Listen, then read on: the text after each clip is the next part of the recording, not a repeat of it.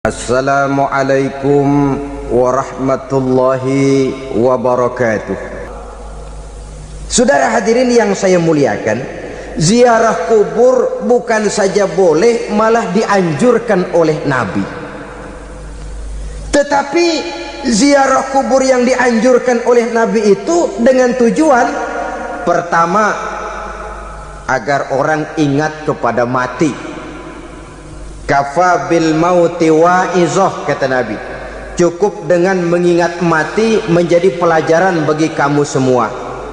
Maka etikanya diajarkan, kalau saudara ziarah kubur sampai di depan pintu kubur itu kan, Assalamualaikum ya ahlal kubur wa inna insyaallahu bikum lahikun. Kami satu saat insyaallah pasti akan menyusul kamu. Kalau kamu sekarang berbaring di sini, satu saat kami akan berbaring di sini. Ziarah kubur mengingatkan orang kepada mati. Orang yang ingat kepada mati, gaya hidupnya lain dengan orang yang tidak ingat mati. Nah, orang kalau nggak ingat mati, gaya hidupnya nggak terkontrol. Kalau dia berkuasa, Fir'aun. Itu nggak ingat mati. Kalau dia kaya, Korun. Sudah gambarannya nggak merupakan gambaran-gambaran yang baik. Orang yang ingat mati, dia berkuasa, dia berlaku adil. Suatu saat saya akan mati dan ini akan dimintakan pertanggungan jawab.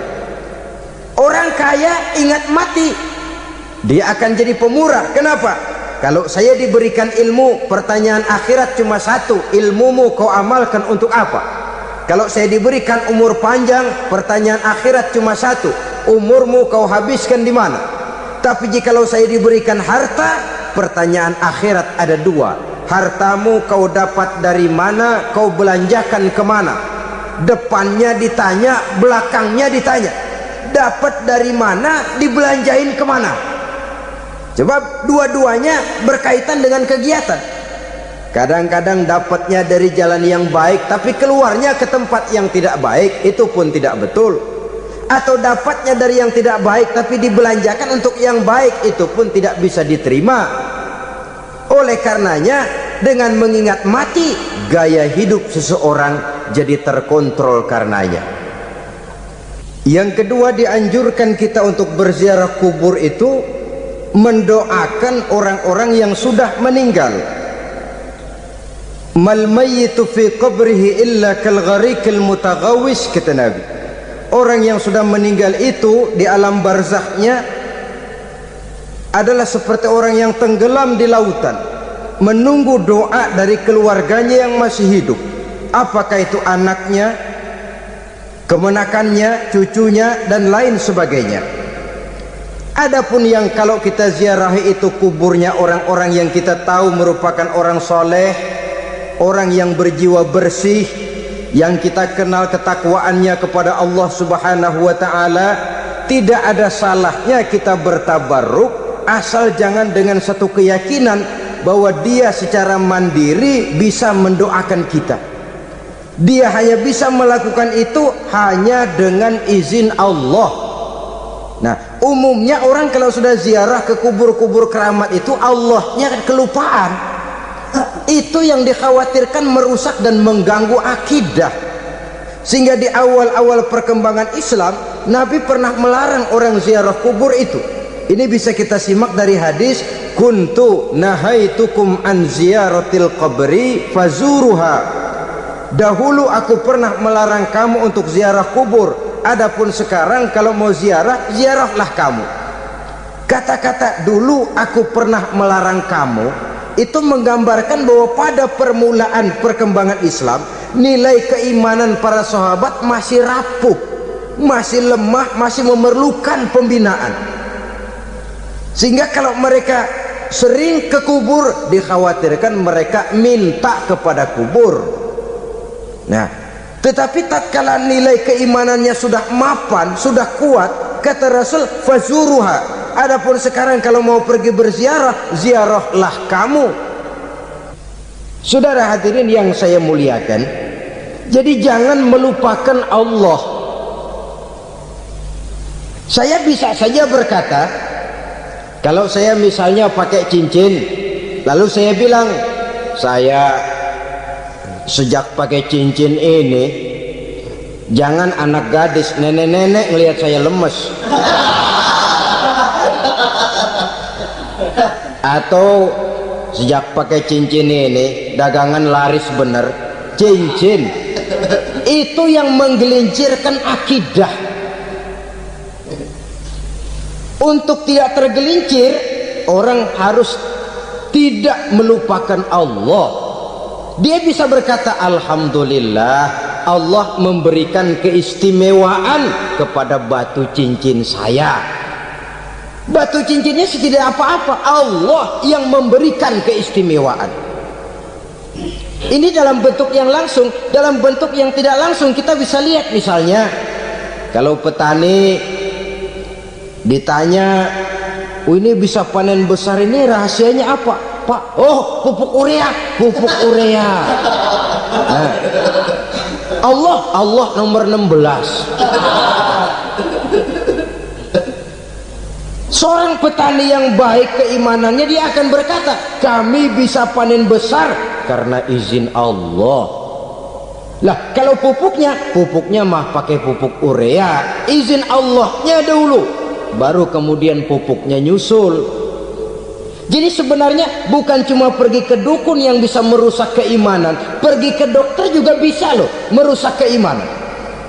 Kalau berkeyakinan bahwa dokter itulah yang memberikan sembuh, kenapa akidah saudara tidak tergelincir karenanya? Dokter hanya memberikan obat dan resep, sembuh itu datangnya dari Allah. Ini yang diungkapkan lewat lisan Nabi Ibrahim alaihissalam, wa idza maridtu fahuwa yashfini. Apabila aku sakit, dialah Allah yang memberikan sembuh. Memberikan sembuh. Jangan juga menyalahartikan ayat ini. Ada ayat begini sakit terus nekat. Udah nggak usah berobat dah, memang penyakit dari Tuhan, ntar waktunya baik ya baik ya. Udah ampek terus dah. Orang yang berobat saja belum tentu sembuh, apalagi yang tidak berobat. Sama juga orang nggak sembahyang kita ajakin ngotot, lo juga yang sembahyang belum tentu masuk surga katanya. Lah yang sembahyang belum tentu masuk surga, bagaimana cengoran lo yang nggak sembahyang?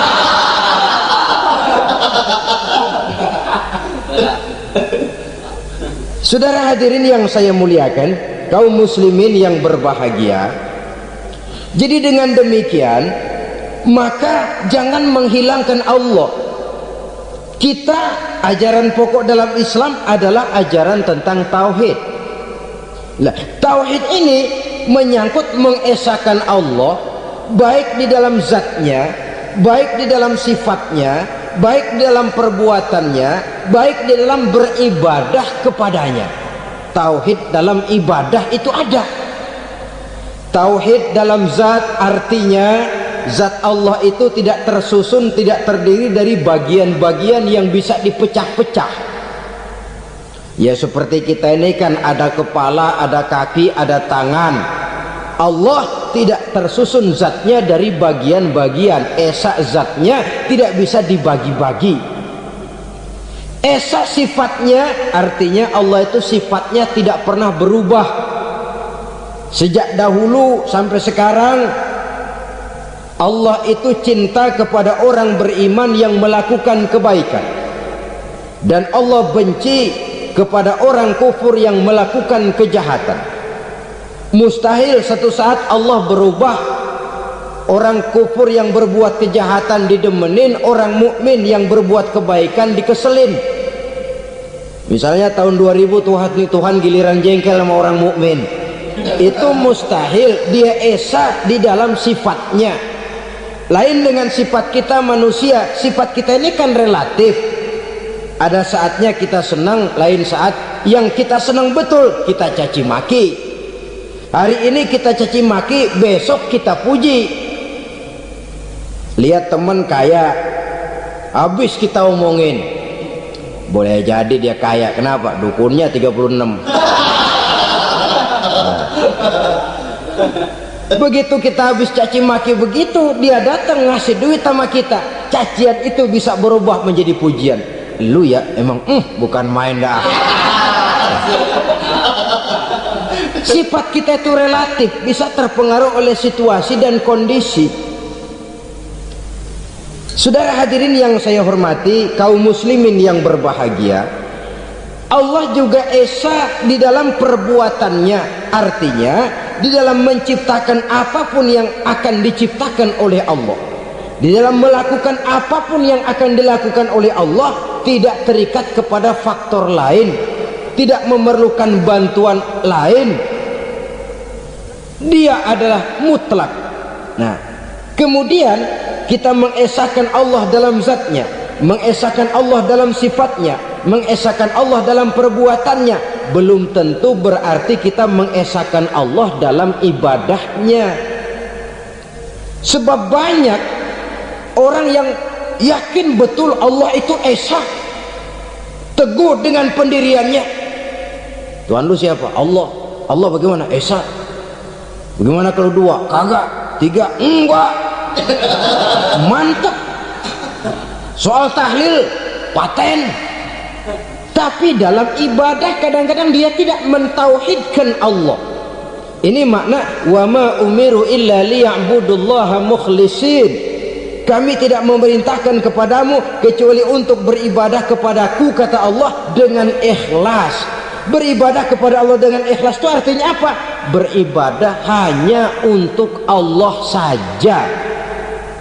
Nah, kalau hanya untuk Allah saja, lalu kita minta berdoa di depan kuburan orang yang soleh, apa syirik? Tidak syirik. Kalau kita berkeyakinan bahwa orang tempat kita memanjatkan doa itu hanya bisa mendoakan kita dengan izin Allah. Dia sendiri tidak punya kekuasaan apa-apa. Tanpa izin Allah dia tidak bisa berbuat apa-apa. Itu tidak menyebabkan orang menjadi syirik. Sama saja dengan kalau saya berkata tadi, alhamdulillah Allah telah memberikan keistimewaan kepada batu cincin saya. Apa salahnya Allah memberikan keistimewaan kepada benda-benda mati? Allah memberikan keistimewaan kepada Hajar Aswad, benda mati. Allah memberikan keistimewaan kepada Masjidil Haram, benda mati. Allah memberikan keistimewaan kepada Ka'bah, benda mati. Orang tawaf keliling Ka'bah, sembahyang di Masjidil Haram, sujud menghadap kepada Ka'bah, apakah jadi syirik? Tidak. Kita tidak menyembah Ka'bahnya, kita menyembah yang punya Ka'bah itu. Nah, di sini kita lihat bahwa fungsi Ka'bah hanya merupakan wasilah. Tapi kalau Allahnya kita hilangkan, jadilah kita penyembah batu. Hanya saja batu itu berbentuk 4 bernama Ka'bah. Sa'i, orang yang melaksanakan haji, lari-lari antara Safa dan Marwah, amalan apa itu? Seakan-akan kita menghormati bukit-bukit, gunung-gunung. Tapi bukan itu yang kita tuju dalam pelaksanaan sa'i itu. Yang kita tuju adalah ini perintah Allah, Allahnya yang diutamakan. Maka hal semacam ini tidak menyebabkan orang menjadi syirik dan tergelincir dari tauhid. Tapi kalau ziarah kubur dengan niat cari buntutan, cari nomor yang cocok, ini niatnya saja sudah salah. Nah, kalau berangkat dengan niat yang salah, sampai di sana saya yakin, seyakin-yakinnya amalannya pasti salah. Lah, kubur yang diziarahin bukan kubur orang soleh. Ya mana ada orang soleh ngasih kode buntut. Ada juga orang salah, bukan orang soleh itu. Kadang-kadang dia nggak tahu kuburan siapa, nongkrong aja di situ. Saudara-saudara kaum muslimin rahimakumullah, manusia selalu berusaha untuk mencapai apa yang menjadi cita-citanya di dalam kehidupan ini. Segala daya dan dana, seluruh waktu dan tenaga, segenap kemampuan dan kekuatan dikerahkan untuk mencapai apa yang dicita-citakan. Ada orang yang di dalam berusaha mencapai cita-citanya tetap berpegang teguh kepada kaedah dan norma-norma yang harus dipatuhinya, baik itu norma-norma kehidupan bermasyarakat, berbangsa dan bernegara, lebih-lebih lagi itu menyangkut norma-norma kehidupan beragama. Artinya, di dalam mencapai cita-citanya, dia tetap menghormati dan mentaati halal haram, mengenal hak dan batil, tahu mana yang boleh dan mana yang tidak boleh. Tetapi di lain pihak, tidak jarang, bahkan banyak sekali orang-orang yang di dalam usaha mencapai cita-citanya terjebak dalam prinsip menghalalkan segala macam cara untuk mencapai satu tujuan. Tidak ada lagi kaedah dan norma-norma yang harus ditaatinya. Ia tidak peduli dengan halal dan haram. Ia tidak kenal hak dan batil. Ia tidak tahu mana yang boleh dan mana yang tidak boleh. Segala cara dilaksanakan asal tujuan tercapai.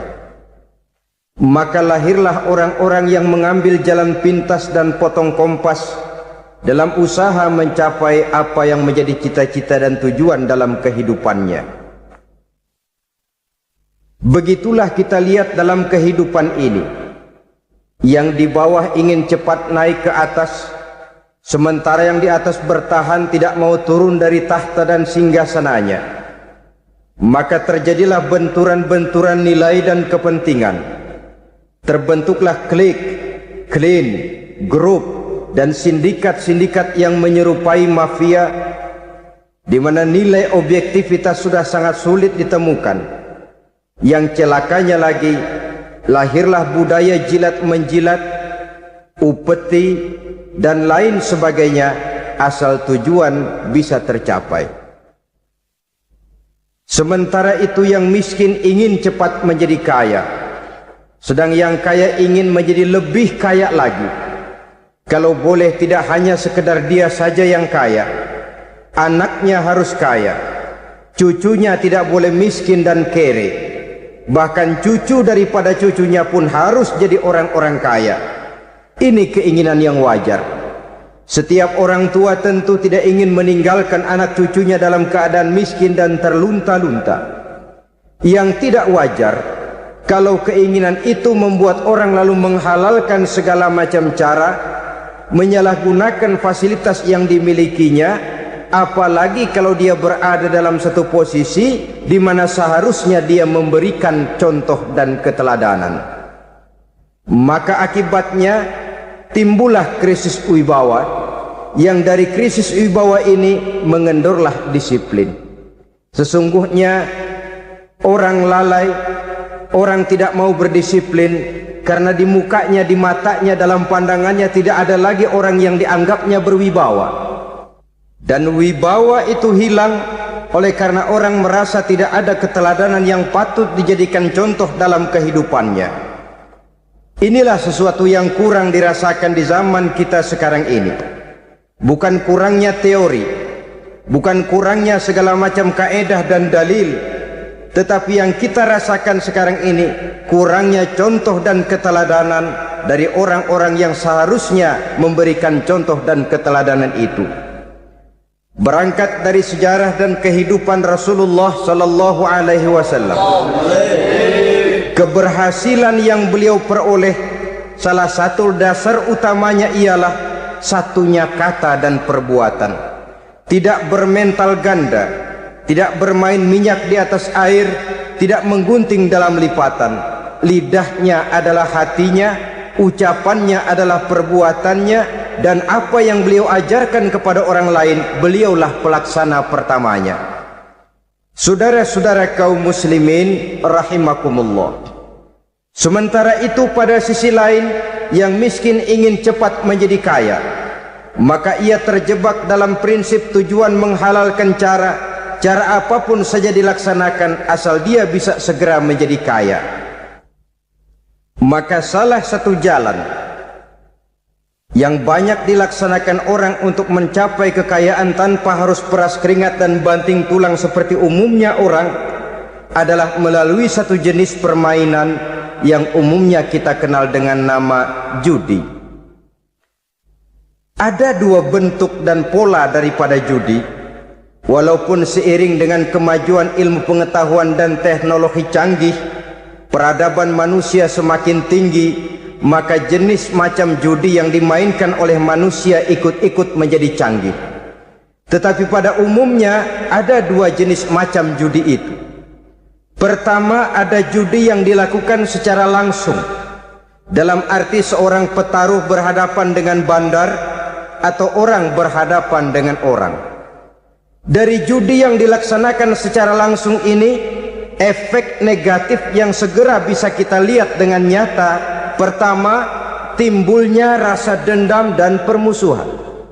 Walaupun orang nampak duduk berhadap-hadapan, walaupun kelihatannya mereka tertawa satu sama lain, tapi yakinlah itu cuma sekedar kulit saja. Pikiran yang ada dalam benak tiap-tiap orang yang terlibat dalam perjudian tidak lain ialah bagaimana saya bisa mengalahkan lawan main saya. Akibatnya tentu bisa kita pastikan akan timbullah dendam dan permusuhan bagi yang kalah, akan timbullah rasa sombong dan menganggap remeh orang lain bagi yang menang. Yang kedua, lalainya orang kepada apa yang menjadi tanggung jawab dan kewajibannya. Orang bisa lupa kepada anak dan istri. Kalau kepada anak dan istri saja sudah bisa lupa, apalagi kepada yang lain, sebab anak dan istri memang merupakan bagian daripada kehidupan kita. Konon lagi saudara, konon lagi keluarga yang lain, anak istri saja bisa terlupakan oleh penyakit dan permainan yang bernama judi ini. Yang ketiga, hilangnya rasa sayang kepada harta. Harta yang didapatnya dengan peras keringat dan banting tulang, mungkin pergi pagi dan pulang sore. Setibanya dia di meja judi, apalagi uang tadi sudah bertukar dengan dalam bentuk koin, maka rasa sayang kepada harta itu tidak akan pernah ada lagi. Tetapi saudara-saudara, bagaimanapun juga, judi dalam artian langsung semacam ini hanya melibatkan orang-orang tertentu. Artinya selektif. Ada judi yang lebih berbahaya daripada jenis ini, perjudian massal. Taruhlah roulette dan kasino itu judi. Tetapi judi jenis roulette dan kasino ini bahayanya hanya untuk orang-orang tertentu yang memang sudah mapan, kelompok elit. Masa iya bocah angon di kampung main roulette?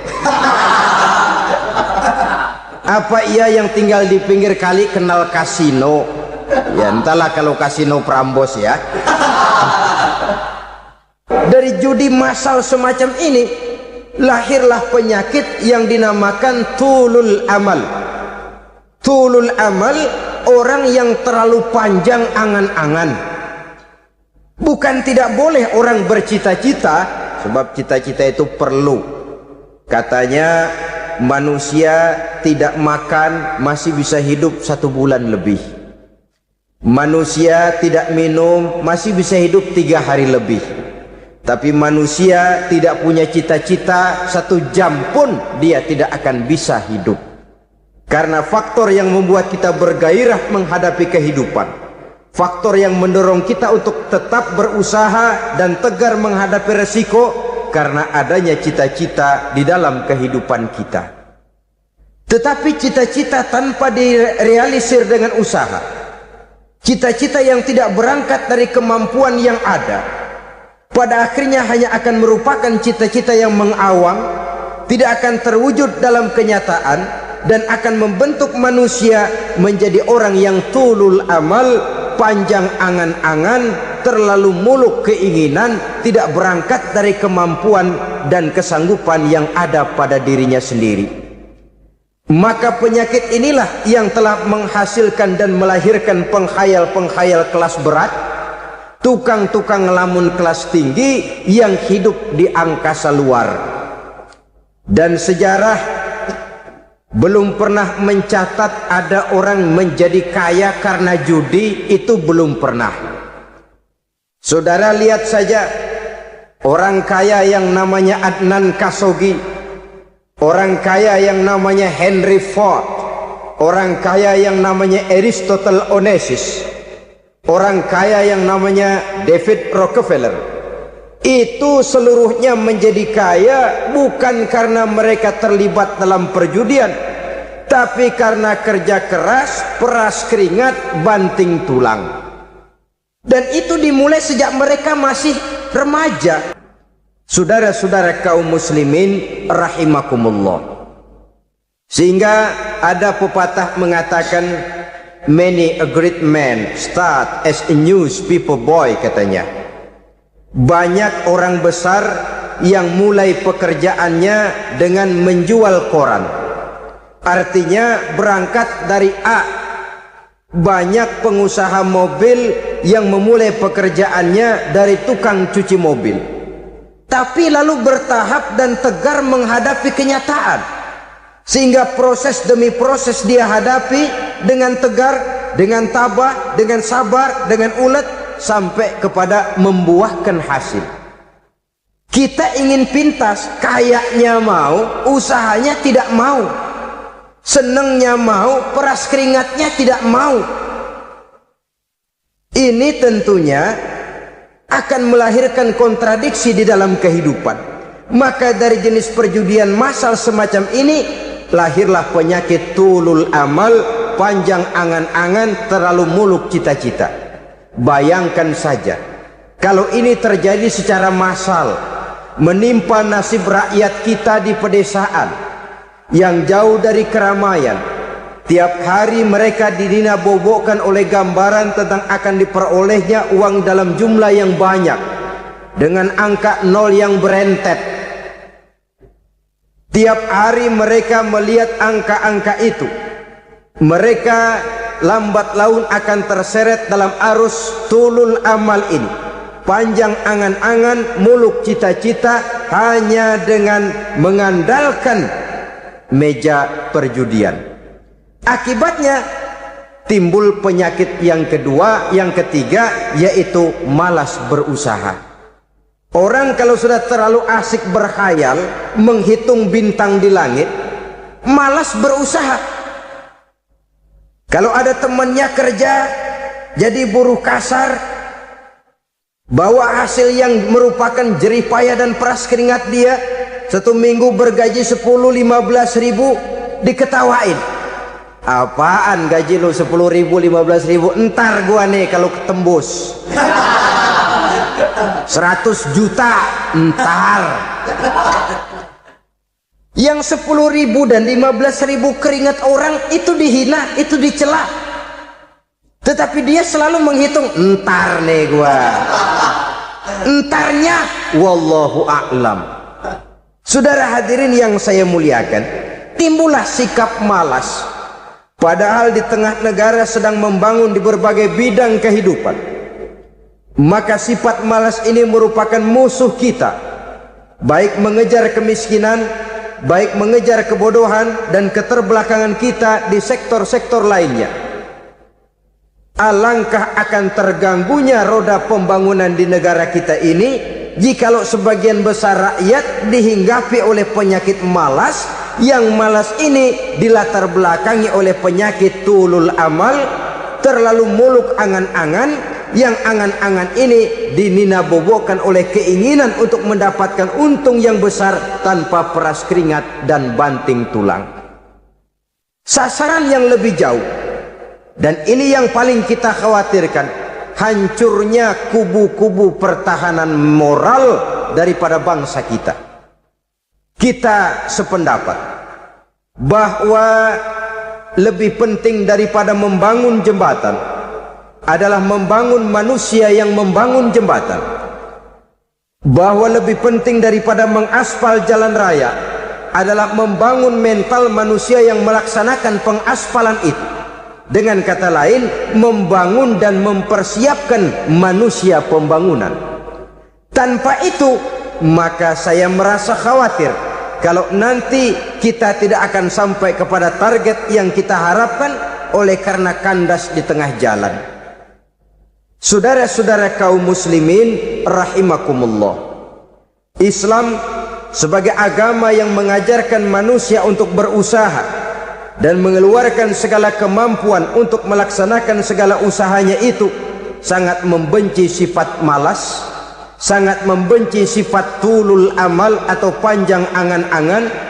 Dan oleh karena judi melahirkan dua sifat itu, Islam sangat menganjurkan pengikutnya untuk menjauhi segala macam jenis perjudian, baik yang terang-terangan maupun yang dilakukan secara samar-samar, tidak ketara, judi canggih sesuai dengan canggihnya teknologi daripada manusia itu sendiri. Ini adalah penyakit yang meracuni masyarakat manusia dari sejak berpribadi, bertetangga, berumah tangga, sampai kepada berbangsa dan bernegara. Dan kasus-kasus yang timbul sudah cukup banyak, yang tidak mungkin lagi kita katakan hanya sekedar bersifat kasuistis, bersifat kasus-kasus kecil saja. Sebelum riaknya naik ke permukaan, marilah kita membuat benteng untuk masing-masing pribadi muslim memelihara dan menjaga diri, jangan terseret dalam permainan yang bernama judi, apapun bentuknya, bagaimanapun cara dan ragamnya, karena jelas bahayanya lebih besar daripada manfaatnya. Taruhlah kita barangkali kemarin-marin hanyut dalam arus perjudian, tetapi hendaknya kita bisa mengambil pelajaran bahwa seorang mukmin adalah seorang yang apabila dia melakukan kesalahan, dia segera sadar, dijadikannya pelajaran untuk tidak diulanginya lagi pada masa-masa yang akan datang.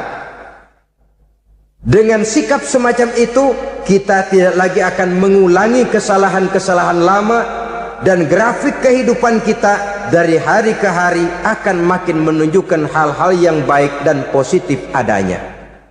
Saudara-saudara kaum muslimin rahimakumullah, kalau ABRI masuk desa, rakyat beruntung.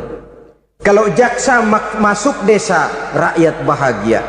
Kalau koran masuk desa, rakyat ikut jadi cerdas. Tapi kalau judi masuk desa, rakyat kiamat. Pembangunan akan terbengkalai, roda perekonomian akan lesu. Karena mestinya orang membelanjakan uang untuk sesuatu yang dia perlukan, akhirnya dia belanjakan untuk sesuatu yang dia tidak perlukan, karena gambaran, khayalan akan mendapat keuntungan yang jauh lebih besar lagi. Padahal istilah orang-orang tua kita dulu, lebih baik makan singkong betulan daripada makan roti ngimpi. Artinya uang yang 1.000-2.000 rupiah itu lebih baik dibelikan beras, dimasak, makan bersama anak dan istri, terasa nikmat dan halalnya, ketimbang beli kertas lalu ngelamun, menghayal, menghitung yang bukan-bukan. Itu kertas dibolak madep ulon, dibolak madep mudik, diputar sana, diputar sini, akhirnya palanya ikut muter. Kira-kira apa yang cocok? Masih belum puas, kertas dilihat, orang gila ditanyain. Sudah tahu waras, orang gila yang ditanya. Masih belum puas, nanya orang gila, tidur di kuburan. Allahu Akbar. Padahal di rumahnya tempat tidurnya empuk, anget, nggak ada nyamuk. Kuburan, tidur di kuburan. Dampak-dampak negatif yang semacam ini pada gilirannya mau atau tidak mau akan menyeberang kepada garis akidah, membahayakan dan mengancam nilai-nilai tauhid yang kita miliki. Sudah kertas dibolak-balik, tidak puas, orang gila ditanya. Orang gila ditanya belum maram, tidur di kuburan. Barangkali ada bisikan. Saudara hadirin yang saya muliakan, memang walaupun wahyu sudah berhenti, tapi Allah masih memberikan ilham kepada hamba-hambanya yang dikehendakinya. Tetapi ilham itu bentuknya positif. Kalau saudara pagi-pagi berniat, tahu-tahu datang pikiran nanti malam mau ngaji, itu namanya ilham. Kalau saudara sedang merenung, tahu-tahu datang pikiran, ah saya mau sedekah, itu namanya ilham, bentuknya positif. Tapi kalau ngelamun, tahu-tahu datang pikiran, nomor sekian sekian sekian pasang, itu bukan ilham, itu belis. Saudara hadirin yang saya muliakan, tidak puas tidur di kuburan, cari yang lebih paten lagi, dukun ditanya. Nah, saya ingin menuduhkan persoalan. Apa tidak boleh orang ziarah kubur? Apa tidak boleh orang pergi ke dukun? Ini dalam kaitannya dengan judi, karena ini penyakit yang sudah merajalela, mewabah di kalangan masyarakat kita di lapisan yang bawah ini. Saudara hadirin yang saya muliakan, ziarah kubur bukan saja boleh, malah dianjurkan oleh Nabi. Tetapi ziarah kubur yang dianjurkan oleh Nabi itu dengan tujuan pertama, agar orang ingat kepada mati. Kafa bil mauti wa'izah, kata Nabi. Cukup dengan mengingat mati menjadi pelajaran bagi kamu semua. Maka etikanya diajarkan, kalau saudara ziarah kubur, sampai di depan pintu kubur itu kan, Assalamualaikum ya ahlal kubur wa inna insyaallahu bikum lahikun. Kami satu saat insya Allah pasti akan menyusul kamu. Kalau kamu sekarang berbaring di sini, satu saat kami akan berbaring di sini. Ziarah kubur mengingatkan orang kepada mati. Orang yang ingat kepada mati, gaya hidupnya lain dengan orang yang tidak ingat mati. Nah, orang kalau nggak ingat mati, gaya hidupnya nggak terkontrol. Kalau dia berkuasa, Fir'aun. Itu nggak ingat mati. Kalau dia kaya, Korun. Sudah gambarannya nggak merupakan gambaran-gambaran yang baik. Orang yang ingat mati, dia berkuasa, dia berlaku adil. Satu saat saya akan mati dan ini akan dimintakan pertanggungan jawab. Orang kaya ingat mati, dia akan jadi pemurah. Kenapa? Kalau saya diberikan ilmu, pertanyaan akhirat cuma satu, ilmumu kau amalkan untuk apa?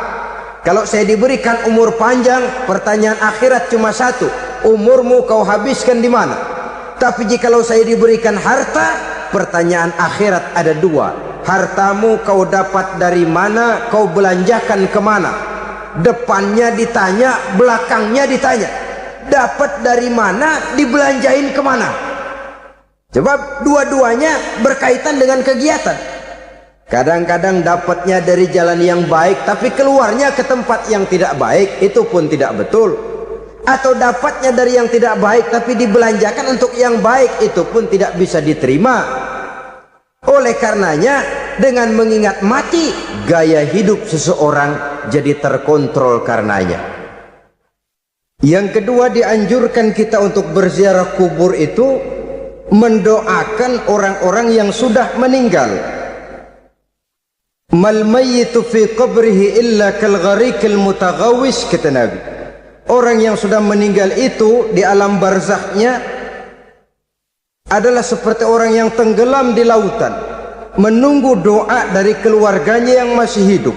Apakah itu anaknya, kemenakannya, cucunya, dan lain sebagainya. Adapun yang kalau kita ziarahi itu kuburnya orang-orang yang kita tahu merupakan orang soleh, orang yang berjiwa bersih, yang kita kenal ketakwaannya kepada Allah Subhanahu wa ta'ala, tidak ada salahnya kita bertabarruk, asal jangan dengan satu keyakinan bahwa dia secara mandiri bisa mendoakan kita. Dia hanya bisa melakukan itu hanya dengan izin Allah. Nah, umumnya orang kalau sudah ziarah ke kubur-kubur keramat itu, Allahnya kelupaan. Itu yang dikhawatirkan merusak dan mengganggu akidah. Sehingga di awal-awal perkembangan Islam, Nabi pernah melarang orang ziarah kubur itu. Ini bisa kita simak dari hadis, kuntu nahaitukum an ziyaratil qabri fazuruha. Dahulu aku pernah melarang kamu untuk ziarah kubur. Adapun sekarang kalau mau ziarah, ziarahlah kamu. Kata-kata dulu aku pernah melarang kamu itu menggambarkan bahwa pada permulaan perkembangan Islam, nilai keimanan para sahabat masih rapuh, masih lemah, masih memerlukan pembinaan. Sehingga kalau mereka sering ke kubur, dikhawatirkan mereka minta kepada kubur. Nah, tetapi tatkala nilai keimanannya sudah mapan, sudah kuat, kata Rasul, fazuruha. Adapun sekarang kalau mau pergi berziarah, ziarahlah kamu. Saudara hadirin yang saya muliakan, jadi jangan melupakan Allah.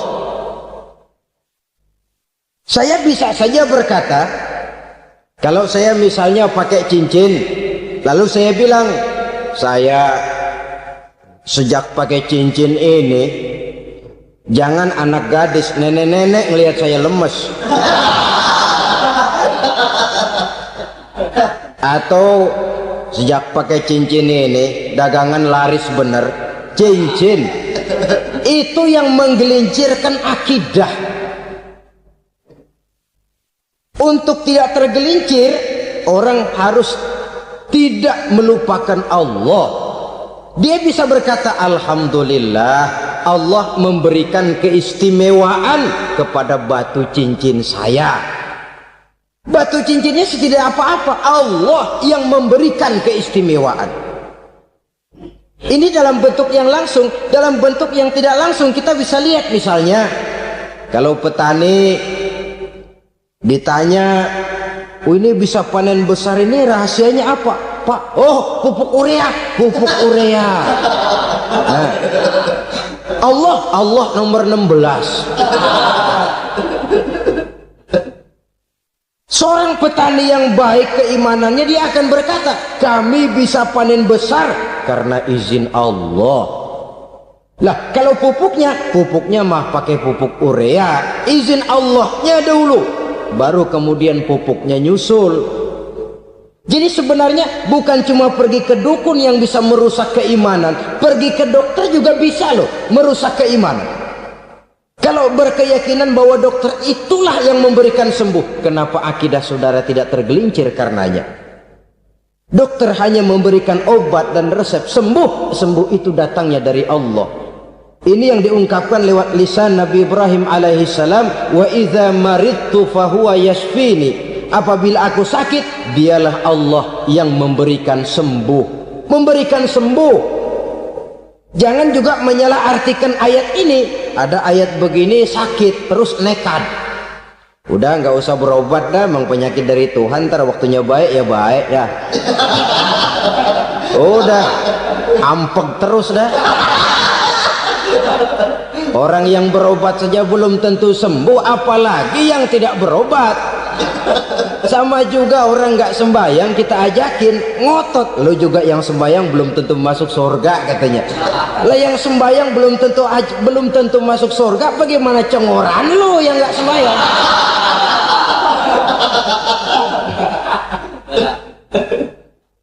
Saudara hadirin yang saya muliakan, kaum muslimin yang berbahagia. Jadi dengan demikian, maka jangan menghilangkan Allah. Kita, ajaran pokok dalam Islam adalah ajaran tentang tauhid. Nah, tauhid ini menyangkut mengesahkan Allah, baik di dalam zatnya, baik di dalam sifatnya, baik di dalam perbuatannya, baik di dalam beribadah kepadanya. Tauhid dalam ibadah itu ada. Tauhid dalam zat artinya zat Allah itu tidak tersusun, tidak terdiri dari bagian-bagian yang bisa dipecah-pecah. Ya seperti kita ini kan ada kepala, ada kaki, ada tangan. Allah tidak tersusun zatnya dari bagian-bagian. Esa zatnya tidak bisa dibagi-bagi. Esa sifatnya artinya Allah itu sifatnya tidak pernah berubah. Sejak dahulu sampai sekarang, Allah itu cinta kepada orang beriman yang melakukan kebaikan, dan Allah benci kepada orang kufur yang melakukan kejahatan. Mustahil satu saat Allah berubah. Orang kufur yang berbuat kejahatan didemenin, orang mukmin yang berbuat kebaikan dikeselin. Misalnya tahun 2000 Tuhan giliran jengkel sama orang mukmin. Itu mustahil, dia esa di dalam sifatnya. Lain dengan sifat kita manusia. Sifat kita ini kan relatif. Ada saatnya kita senang, lain saat yang kita senang betul kita caci maki. Hari ini kita caci maki, besok kita puji. Lihat teman kaya, habis kita omongin, boleh jadi dia kaya. Kenapa? Dukunnya 36. Nah. Begitu kita habis caci maki begitu, dia datang ngasih duit sama kita. Cacian itu bisa berubah menjadi pujian. Lu ya emang bukan main dah. Sifat kita itu relatif, bisa terpengaruh oleh situasi dan kondisi. Saudara hadirin yang saya hormati, kaum muslimin yang berbahagia, Allah juga esa di dalam perbuatannya. Artinya di dalam menciptakan apapun yang akan diciptakan oleh Allah, di dalam melakukan apapun yang akan dilakukan oleh Allah, tidak terikat kepada faktor lain, tidak memerlukan bantuan lain. Dia adalah mutlak. Nah, kemudian kita mengesahkan Allah dalam zatnya, mengesahkan Allah dalam sifatnya, mengesahkan Allah dalam perbuatannya. Belum tentu berarti kita mengesahkan Allah dalam ibadahnya. Sebab banyak orang yang yakin betul Allah itu esa, teguh dengan pendiriannya. Tuhan lu siapa? Allah. Allah bagaimana? Esa. Bagaimana kalau dua? Kagak. Tiga? Enggak. Mantap. Soal tahlil paten. Tapi dalam ibadah kadang-kadang dia tidak mentauhidkan Allah. Ini makna wa ma umiru illa liya'budullaha mukhlisin. Kami tidak memerintahkan kepadamu kecuali untuk beribadah kepadaku, kata Allah, dengan ikhlas. Beribadah kepada Allah dengan ikhlas itu artinya apa? Beribadah hanya untuk Allah saja. Nah, kalau hanya untuk Allah saja, lalu kita minta berdoa di depan kuburan orang yang soleh, apa syirik? Tidak syirik. Kalau kita berkeyakinan bahwa orang tempat kita memanjatkan doa itu hanya bisa mendoakan kita dengan izin Allah. Dia sendiri tidak punya kekuasaan apa-apa. Tanpa izin Allah dia tidak bisa berbuat apa-apa. Itu tidak menyebabkan orang menjadi syirik. Sama saja dengan kalau saya berkata tadi, alhamdulillah Allah telah memberikan keistimewaan kepada batu cincin saya. Apa salahnya Allah memberikan keistimewaan kepada benda-benda mati? Allah memberikan keistimewaan kepada Hajar Aswad, benda mati. Allah memberikan keistimewaan kepada Masjidil Haram, benda mati. Allah memberikan keistimewaan kepada Ka'bah, benda mati. Orang tawaf keliling Ka'bah, sembahyang di Masjidil Haram, sujud menghadap kepada Ka'bah. Apakah jadi syirik? Tidak. Kita tidak menyembah Ka'bahnya, kita menyembah yang punya Ka'bah itu. Nah, di sini kita lihat bahwa fungsi Ka'bah hanya merupakan wasilah. Tapi kalau Allahnya kita hilangkan, jadilah kita penyembah batu. Hanya saja batu itu berbentuk 4 bernama Ka'bah. Sa'i, orang yang melaksanakan haji, lari-lari antara Safa dan Marwah, amalan apa itu? Seakan-akan kita menghormati bukit-bukit, gunung-gunung. Tapi bukan itu yang kita tuju dalam pelaksanaan sa'i itu. Yang kita tuju adalah ini perintah Allah. Allahnya yang diutamakan. Maka hal semacam ini tidak menyebabkan orang menjadi syirik dan tergelincir dari tauhid. Tapi kalau ziarah kubur dengan niat cari buntutan, cari nomor yang cocok, ini niatnya saja sudah salah. Nah, kalau berangkat dengan niat yang salah, sampai di sana saya yakin seyakin-yakinnya amalannya pasti salah. Lah kubur yang diziarahin bukan kubur orang soleh. Ya mana ada orang soleh ngasih kode buntut. Ada juga orang salah, bukan orang soleh itu. Kadang-kadang dia nggak tahu kuburan siapa, nongkrong aja di situ. Memang sulit saudara-saudara, mental ya, namanya mental. Kalau memang mental sudah mental judi, apa saja bisa dijudiin. Jadi orang nggak perlu sebenarnya pemerintah terlalu gini, nggak usah, kembali saja kepada mental. Kalau mental memang sudah mental judi, apaan aja bisa dijudiin. Pulang tengah malam nabrak babi, babi yang keluar nih.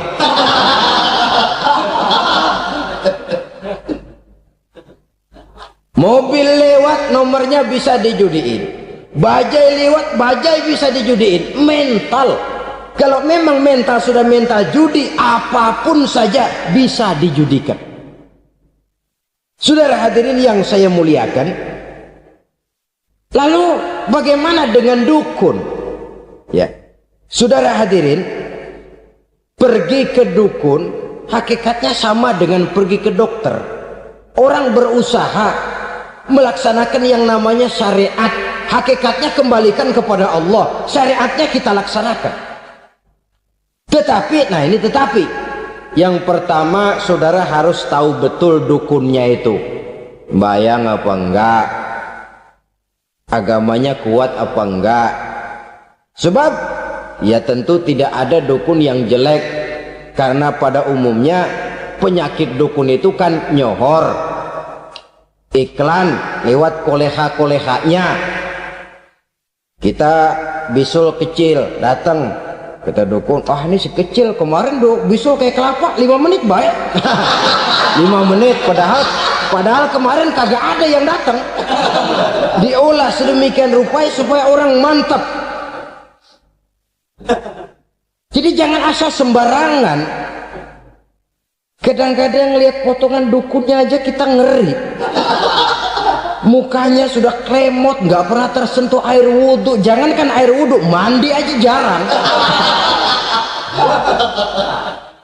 Yang kayak begini yang dipegang mati-matian, yang dipercayai habis-habisan, akan kita kemanakan tauhid kita ini?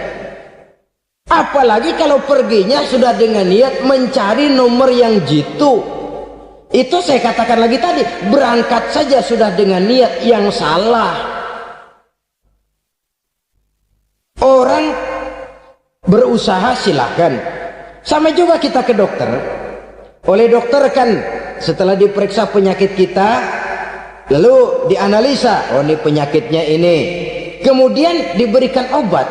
Lah obat itu kan tentu ada aturan minumnya tuh. Yang kapsul ini sehari 3 kali, yang tablet ini sehari 2 kali. Kalau kita minumnya kelebihan, overdosis namanya. Saking pengen cepet baik, sekali minum 10 tablet. Ya memang nggak sakit-sakit lagi, tapi nggak hidup sudah. Habis. Kita pun dalam melaksanakan amalan hidup beragama begitu. Saudara datang kepada kiai, orang-orang soleh, meminta amalan, wiridan, itu jangan sampai overdosis. Tidak sesuai dengan kemampuan pribadi. Wong masih SD sudah minta matematika kelas SMP, celeng. Baru SMP sudah minta diajarkan filsafat kelas perguruan tinggi, semaput. Kenapa? Daya tampungnya nggak kuat. Emang ukuran secangkir, minta di sini seember, ya luber. Lebihnya nggak cukup. Kenapa? Yang diberikan, yang diamalkan tidak sesuai dengan makomnya, tidak sesuai dengan kemampuan yang ada pada dirinya. Saudara hadirin yang saya muliakan, akhirnya apa? Mencelakakan dirinya sendiri, ngawur. Baru sembahyang seminggu udah ngaku ketemu malaikat. Oh, sembahyang ditemenin malaikat lah, sembahyang baru seminggu mulai. Tuh malaikat iseng amat. Ya walaupun kalau Allah izinkan tidak mustahil, tapi kan tidak logik. Orang yang melaksanakan ibadah puluhan tahun memerlukan riyadhah dan latihan, khusyuk dan tawadhu, penuh tazallul, merendahkan diri di hadapan Allah, belum tentu mendapat karunia yang semacam itu. Saudara hadirin yang saya muliakan, jadi dengan kata lain, yang pertama, lihatlah dulu kualitas dukun yang akan saudara datangi itu.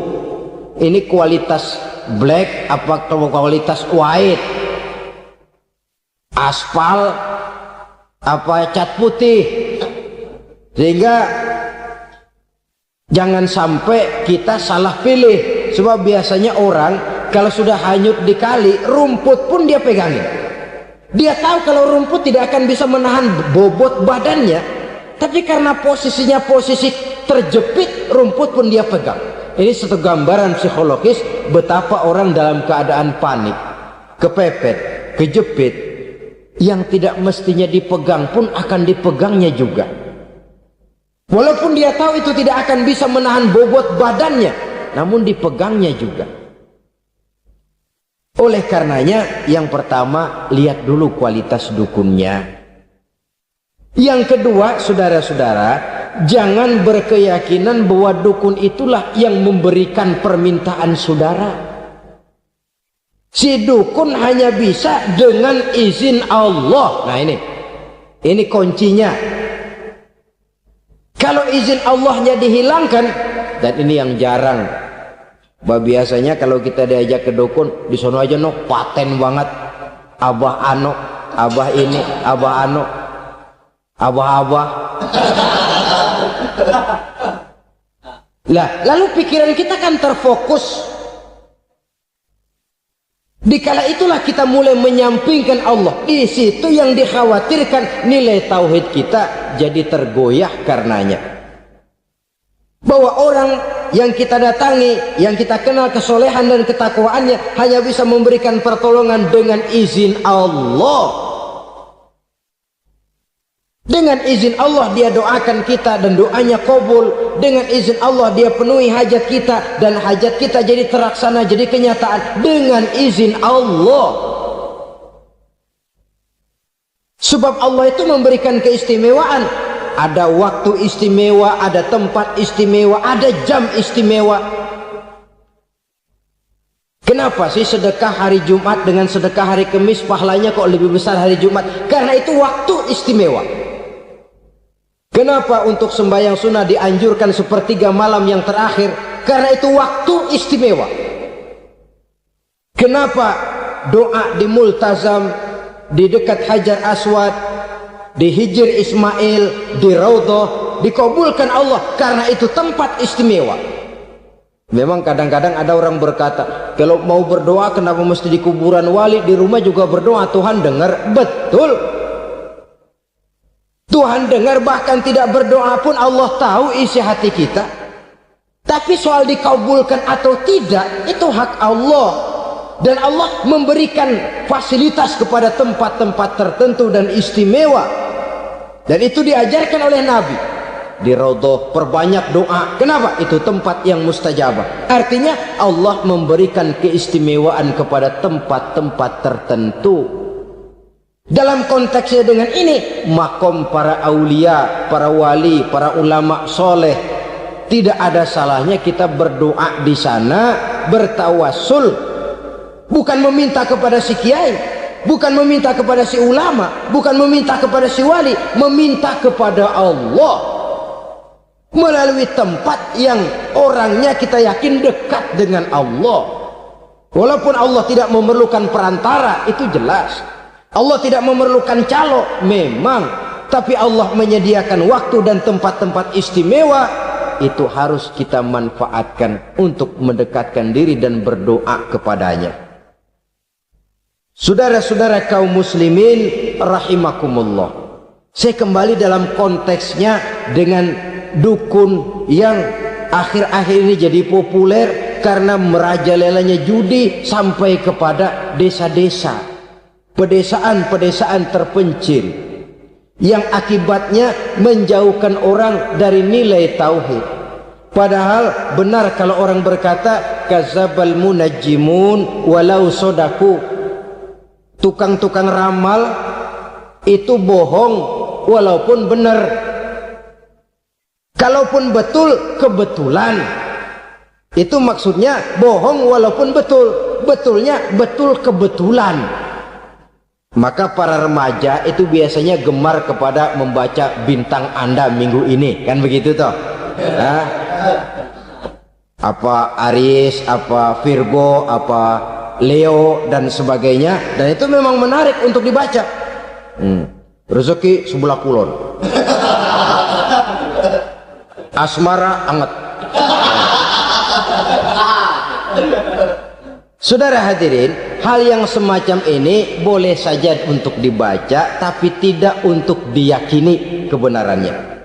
Boleh saja untuk dibaca, tapi tidak untuk diyakini kebenarannya. Karena meyakini kebenarannya sama saja dengan mendahului Allah. Dan itu bisa menggelincirkan nilai-nilai tauhid kita.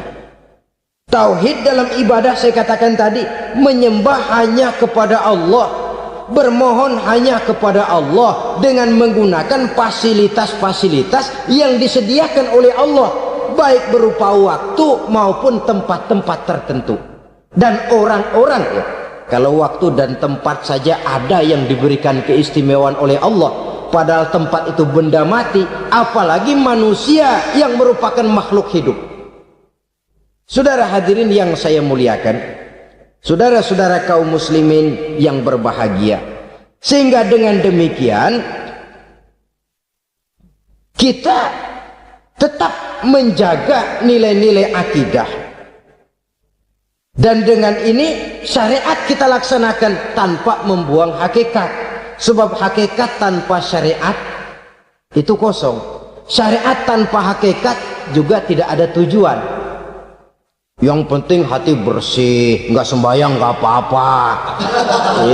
Mana bisa begitu, Mas? Kalau memang hati bersih nggak usah sembahyang nggak apa-apa. Nabi Muhammad dulu berhenti dong sembahyang. Sebab beliau orang yang hatinya paling bersih. Nah, orang yang hatinya paling bersih saja sembahyang yang nggak berhenti, masa kita lalu mau berhenti? Yang penting kan kita bisa dekat dengan Allah melalui perasaan, banyak-banyak ingat. Apa itu sembahyang? Macam-macam. Itu hakikat saja tanpa syariat, ia tidak bisa. Syariat saja tanpa hakikat juga gerak lahir yang tanpa roh namanya. Kita melakukan sholat tapi kita tidak tahu untuk apa kita sholat dan kenapa kita sholat dan siapa yang kita sembah di dalam kita sholat. Sehingga dengan demikian keduanya tidak bisa terpisahkan satu sama lain, seperti halnya kulit dan isi. Barangkali pernah saya ingatkan, kulit penting, isi pun juga penting. Hakikat penting, syariat juga penting. Dan kita jangan salah mengartikan, terjebak dalam ucapan-ucapan yang masih memerlukan penafsiran, sehingga lalu kita cenderung mendiskreditkan dan menjelekkan para wali. Misalnya ada ucapannya Syekh Abdul Qadir Jailani yang berkata begini: barang siapa yang masuk ke rumahku lalu ia memakan makananku, maka ia akan masuk surga. Ini kalau ucapan ini dipahami secara apa adanya, ya jelas orang bisa tergelincir. Tapi kalau ditafsirkan secara betul, siapa yang masuk ke dalam rumahku?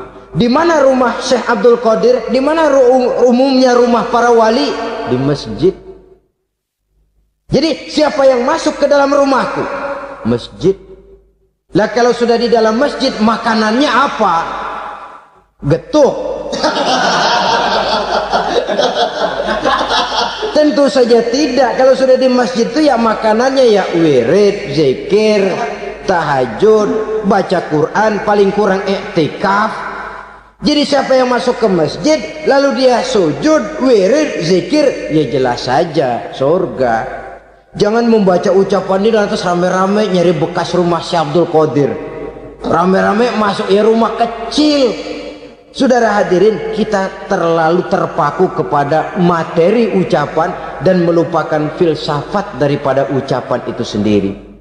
Dalam kondisi yang sedemikian, sangat boleh jadi orang lalu tergelincir karenanya. Oleh karena itulah saudara-saudara, saya kembali kepada satu prinsip, bahwa sebenarnya dengan tidak perlu menyalahkan pihak-pihak lain, mari kita kembali kepada sikap mental kita sebagai muslim. Kalau mental memang sudah mental penjudi, apapun bisa dijudikan. Tapi kalau mental itu tidak ada, walaupun di kiri kanan dan depan belakang banyak dibuka tempat-tempat perjudian, saya yakin kita akan mampu menahan dan menjaga diri. Sikap mental inilah yang memerlukan pembinaan dari kita semua. Sehingga dengan demikian kita akan menjadi pribadi-pribadi yang bisa bertahan dari segala gempuran-gempuran yang datang dari luar karena adanya prinsip ketahanan mental itu tadi. Sekali lagi saya ingatkan bahwa judi selamanya tidak akan pernah mendatangkan kebahagiaan.